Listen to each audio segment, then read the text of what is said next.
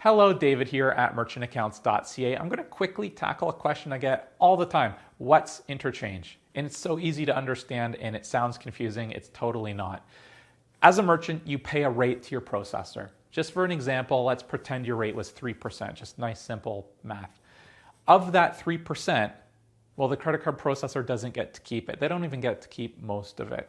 All credit card processors pay a cost back to Visa and MasterCard. That cost is called interchange. It's all that it means. Cost from Visa and MasterCard to the credit card processor. It's set at a regional level. Regions usually meaning countries. So there is Canadian interchange, American interchange, another region is Europe, Australia, New Zealand, Asia Pacific.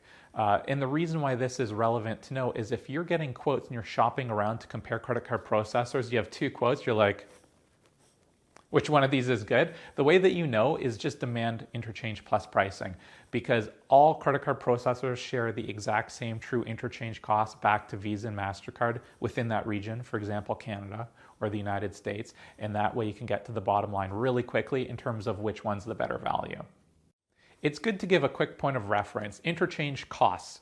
In Canada, this is March 2018, a basic Visa card, that's a card without any rewards, it's not a fancy card, has an interchange rate of 1.52%.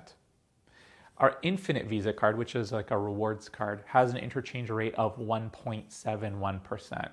That means the reward card costs 0.19% more than the basic card. And there's other card types out there, it fluctuates around a bit, but it's important to note, and without going off on a tangent here, rewards cards cost a little bit more, but that's the thing, they cost a little bit more. If you're on qualified, non-qualified pricing, sometimes you process a rewards card and your cost shoots up like a rocket.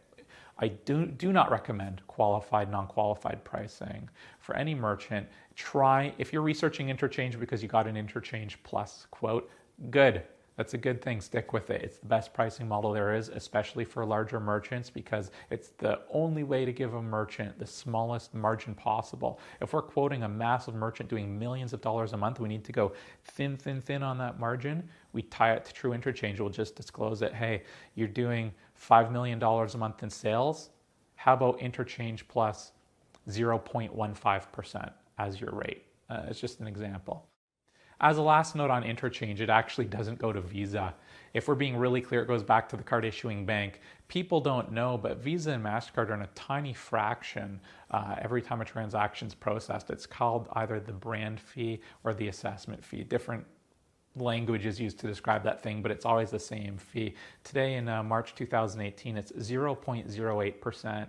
It's very small. So those interchange costs that I just referenced a moment ago, the Visa Basic card or the Infinite card, all of the interchange cost goes actually back to the card issuer ultimately is the recipient of those interchange fees. So that's interchange in a nutshell. It's just cost from Visa and MasterCard to the credit card processor. It's a fantastic thing to be aware of if you're shopping around, because then you can demand interchange plus pricing. There's also options, I'm not going to get into it in this discussion, but if you have a multi-regional, if you have an international business, there's cost optimizations that can be done. You can take advantage of lower interchange for your domestic sales in different countries. At merchantaccounts.ca, we do a lot of consulting on that. So if you have any questions, write it in the comments. Go to merchantaccounts.ca. We have tons of interchange related content on our blog, or reach out to our team, and I hope you found this helpful. Thank you.